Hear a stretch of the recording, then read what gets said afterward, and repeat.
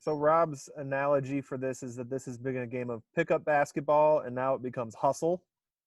So we throw away the teams and we just jump right in. You know, while we're doing that, hold on one second. Oh, for go the ahead. attendees, everybody, I'm going to try to unmute folks. So if you want to jump into the conversation, we'll see if we can get you in as well.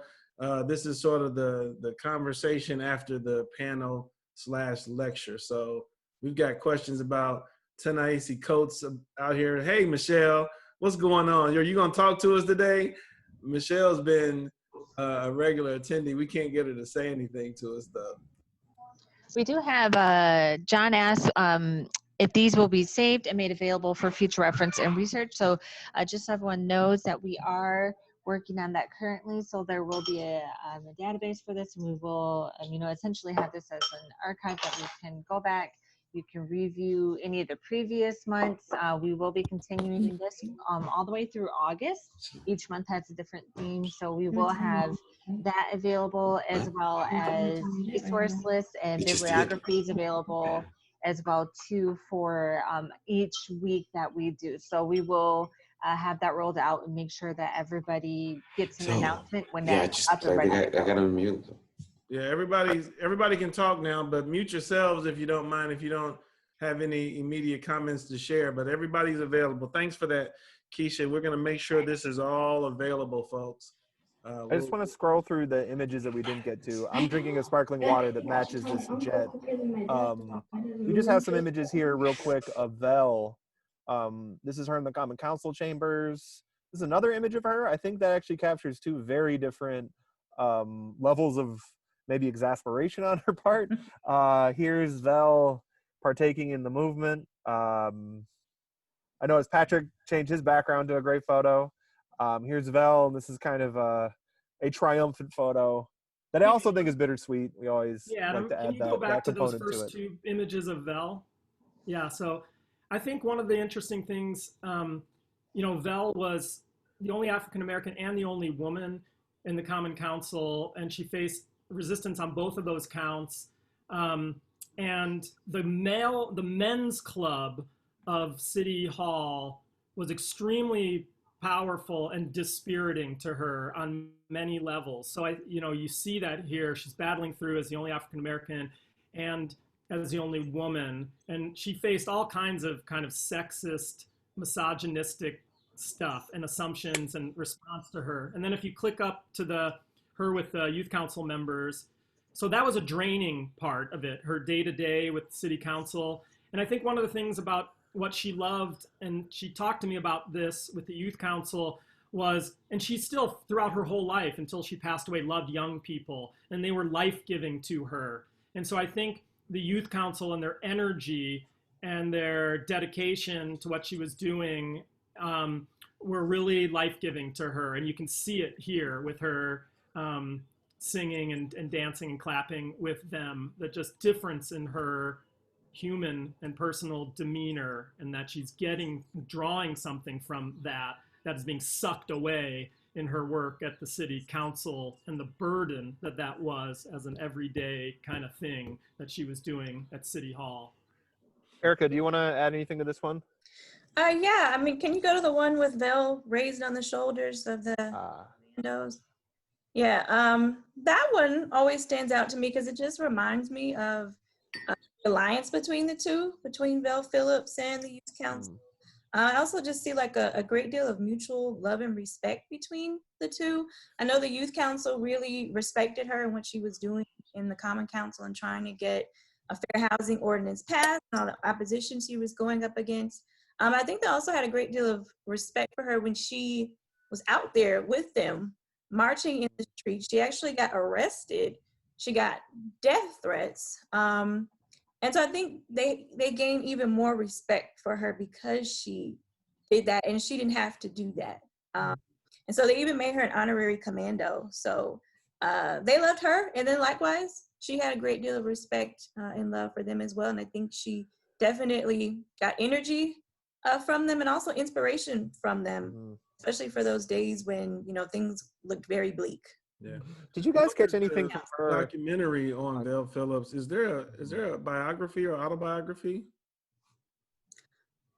I heard that she had written an autobiography, written her own. Hmm. I don't know whatever aim of that. I would love to write about her. Yeah. She had worked on one when she had a position for a couple of years at Marquette towards the end of her life, and it has not come to fruition at this point.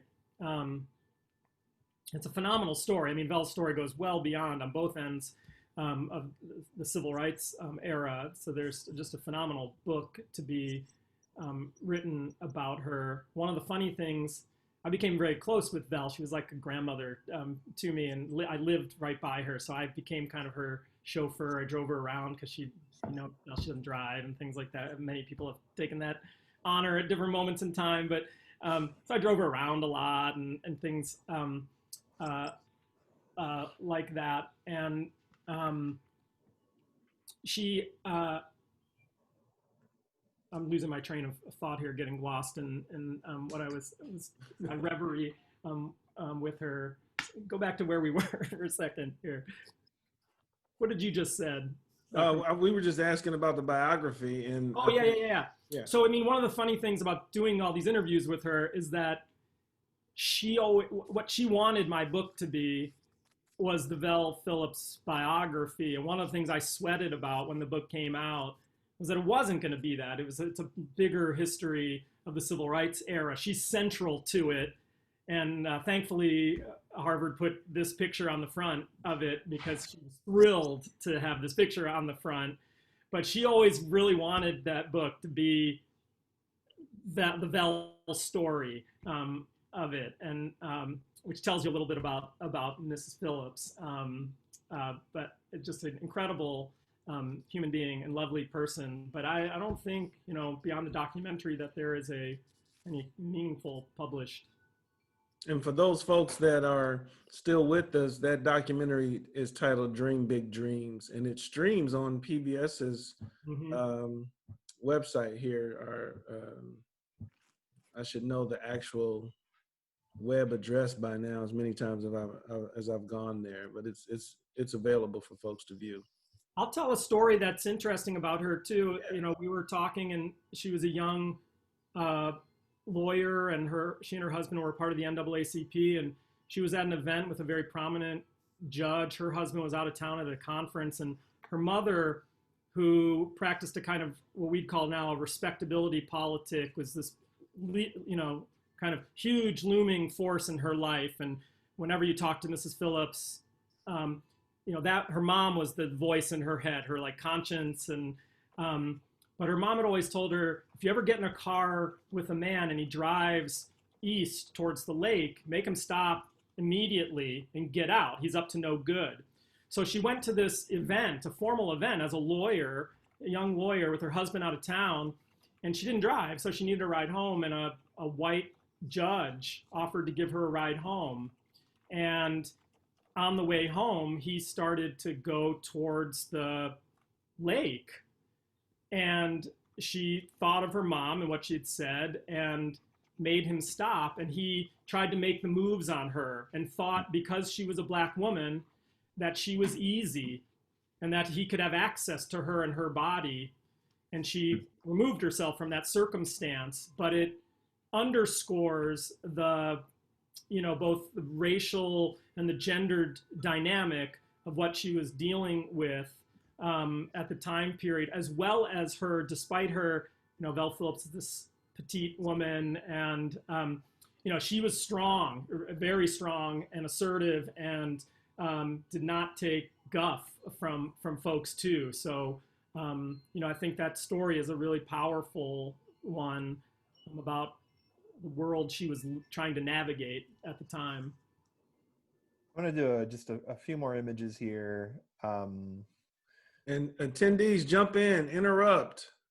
We're no longer formally presenting anything, so cut us off. This is Michelle. Hi, everybody. Thank you so much. I was just going to jump in and add not just her gender and her race, but her age and the power dynamic too. Thank you so much for that story, though. Moms are right. What's going on, Michelle? I'm waiting for my students to call me because they needed tech help, but thankfully lunch must have gone a little longer, so I'm still here. Okay. When Vel was selected as one of the 5 most important political figures in the state's history during the sesquicentennial, they made a statue of her at the Historical Society, living in Madison at that time, and going back and forth and doing some oral histories with her. And I went to see it, and when I sat down at the coffee shop with her, I said, "Oh, Mrs. Phillips, what a great honor. I went and saw your statue." And in the statue, she's like poised and she's holding some law books, and it's kind of like she's going to walk off the pedestal. And I complimented her about it, and she went, "Oh, Patrick, I am so glad my mother is not alive." And I was like, what are you talking about? She would have been so proud of you. She said, "Oh no, because a lady never stands or sits with her legs open." So her legs were like, it was like she's striding off of the pedestal, right? And so again, this just interesting story about this kind of moral politics and the loomingness of her mom in her head, and that middle class politic and culture that she was a part of, which is all the more impressive then that she is willing to leave that and come down into the street and protest with Father Grappi and the Youth Council and the Commandos. She didn't have to do that. She had an out because of her class and her status. I saw at UWM some of the mail that was sent to her, and there was one that was like, they didn't say anything about the open housing cause. They were like, "How dare you wear pants?"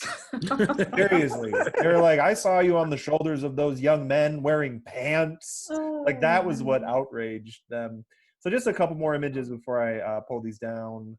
I mean, these are really, asked by the other women in the city government who had to wear dresses if she would wear pants to a city council meeting, because at the time that was not accepted. And she did, and there's an article in the paper about it, a minor, it's kind of a minor article, but it was a big deal at the time, breaking a gendered barrier about that clothing thing. And she was always very proud of that moment.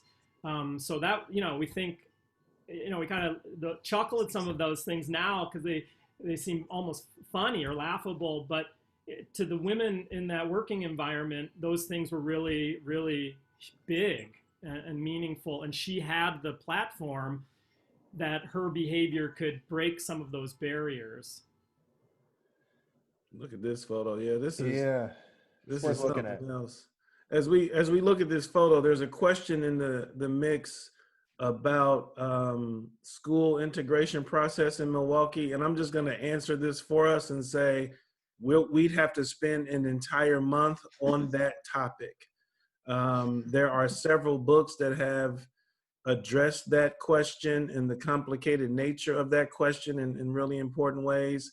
There's more than these 3, but the ones that I point to, and please jump in, folks, More Than One Struggle, Jack Dougherty, obviously Lessons from the Heartland with Barbara Miner's work, and then Educating Milwaukee, a Golda Meir teacher, James Nelson. Those are the 3 that I would begin with. There are others, but to answer the question about the school desegregation or integration process in this city and region requires 4 separate discussions at the least, and we should probably end up doing like 60 different discussions about it. Yeah. So, There is I don't mean to be dismissive. It's just really that complicated.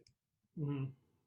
Yeah, some of Lloyd Barbie's collected writings were recently released as well. So, and then just to close up these images, this one, which Patrick has as his background, and then this telegram, which I believe is still on top of, like, on Peggy Broska's mantle, a telegram from the Reverend Dr. Martin Luther King Jr. to Milwaukee folks, and then these, which were these kind of incredible images. This one's this one is maybe more iconic than this one in Milwaukee, but I think this image is the sea of people on Wisconsin Avenue as far as you can see. And just to give you an idea of how much Grappi tends to eclipse everything, is like, I posted this photo on the anniversary of this march during the 50th anniversary, and there was a woman who's like, "I see Grappi," and it's like, okay. You do. When I first got hired at UWM, I came up to find housing as I was moving, and I was in the airport, and somehow or another struck up a conversation with a guy. And the first thing he said was, yeah, you got to learn about Father Grappi and the way that he led the civil rights movement in Milwaukee. Now, of course, as I was arriving, I had already begun to study the city's history and the movements. But yeah, that's this stranger. That was his contribution to my learning. I was just going to say that this picture is from the march, an estimated 20,000 people after King's assassination. And so Milwaukee was one of the places that, to its credit, did not break out in significant violence in the days after his death. Hey, Wendy, these images are available in various ways through the UWM collection, but Adam can give you a link because he's pirated them in all kinds of illegal ways. And he has them all in one place, so you don't have to go search for them. If it weren't for the pandemic, I'd be selling them on the corner of 27th and National right now. I'd be on Cesar Chavez Drive outside the Popeyes trying to get people buying chicken sandwiches, selling Crazy Jim's Auto. Don't get started. That's where I'd be. Crazy Jim's Auto today. Oh my Selling laminated copies at Crazy Jim's. All righty. Erica and Patrick, we thank you so very much. We don't want to keep you much longer. If there are any other pressing questions that folks want to pose before we wrap up, please do, but we want to respect their time and get them out of here. I just wanted to say that the MLK telegram is really key, I think, in underscoring the importance nationally of the Milwaukee Open Housing Campaign, in that King at that time is searching for a way to demonstrate that nonviolent direct action can be applied in the urban north, and it can be a militant tool for change. And the previous year, he largely failed in Chicago, and it's great soul searching, and Black Power militancy is on the rise. And he sees and is acknowledging in that note that he sends to the movement in Milwaukee that they've done it, that they've found the way to apply nonviolent direct action in a militant way that's not overt violence on the one hand, and is not, as he calls it, supplication to white power on the other hand. And so Dr. King himself sees that critical importance, as did many other people at the time. And so,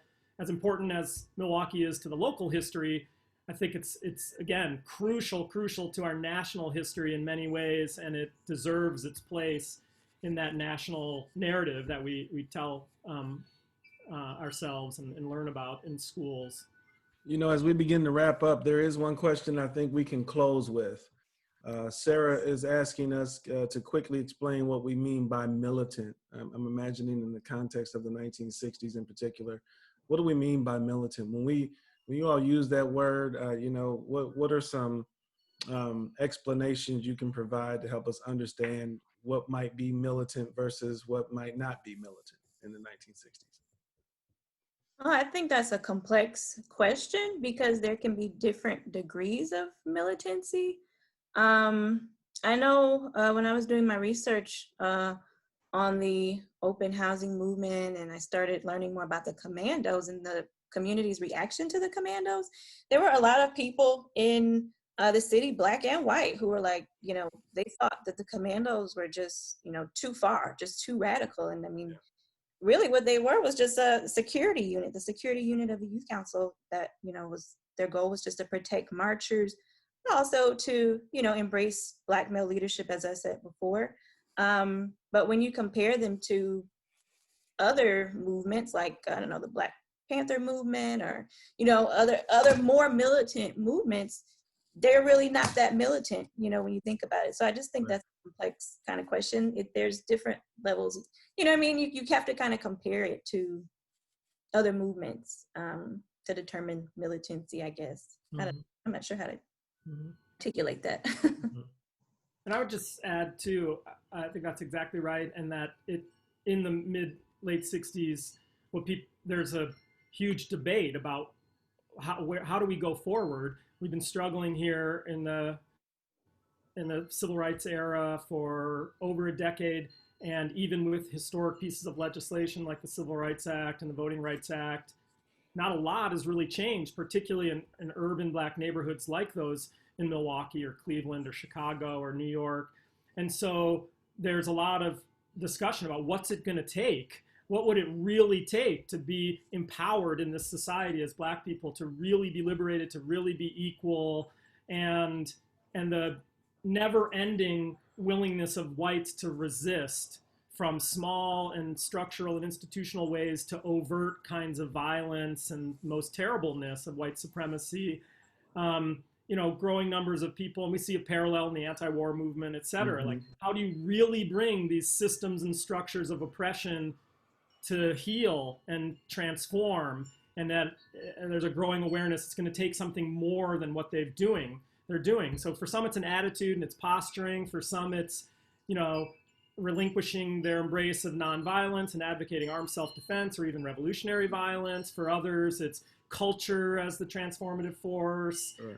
There's lots of different ways, but that debate about what exactly it is really crucial, and different people answer it in different ways. Black capitalism is a way, lots of different ways, but there's a discussion and a debate. And I think we still have that today. Like, we do. People want transformative change. What will it take? What do we have to do? How do we define it? What are the techniques and strategies and tactics that would get us there? And there's a lot of rancor within progressive and liberal and left communities about how to do that, and different people have different ideas about it. So there's a lot of parallel there. But I think in general, it means a more uncompromising and aggressive challenge of this system. Well, and I think some good examples of both of your points is, we often label SNCC as a more militant or radical departure from the Southern civil rights approach. And by that, we generally mean young people willing to go sit in an establishment and not move until they are served, which is very confrontational in 1959, 60, 61. It wasn't the first time that those kinds of expressions had occurred, but they are certainly a departure from what would be seen as the standard approach to either a boycott or a protest that doesn't engage an institution or people directly. And as you all mentioned, the physical representation of Black identity is in many respects considered militant. The willingness of Black communities, Black men, Black veterans, Black people, women included, to physically protect themselves against physical violence is considered militant in some ways, in many ways. We have to keep in mind that in the 1950s and the 1960s, the idea of Black equality, the idea that Black people could protect their own bodies, had at the very least 100 years of blatant denial, as Jim Crow dominated not only the South, but the entire nation. So what we come to understand today as basic, really human rights of protecting oneself, that was considered something that could get you lynched up until the late 60s, early 70s, entire local movements were orchestrated around protecting Black women, for example. So the things that we attribute as being maybe more commonplace today could be considered significant departures from our standard understanding of Southern civil rights activism. And young people injected that radicalism into the movement in various ways. So folks, we thank you. I'm going to get these scholars out of here. They have a whole range of other things I'm sure they need to be doing. Patrick, Erica, thank you so very much. This has been awesome. Adam, Keisha, Kristen, Heather, appreciate you folks. We'll end our conversation now. We appreciate you folks. I do think thank you so much. One last thing, we did learn an answer to the Baja men's question of who let the dogs out during this question, and then this was Dr. Patrick Jones. Patrick Omaha, did. Nebraska. A dog out. A dog, yes. That's the world we are out. in right now, right? All Hey, right, everybody, folks. thank you so much for this event, for including me, and for everybody being here. It's really my pleasure. Appreciate you. Thanks all. All right, Erica, take care now. All right, take care, guys. Thank you Yeah. so much. Bye-bye.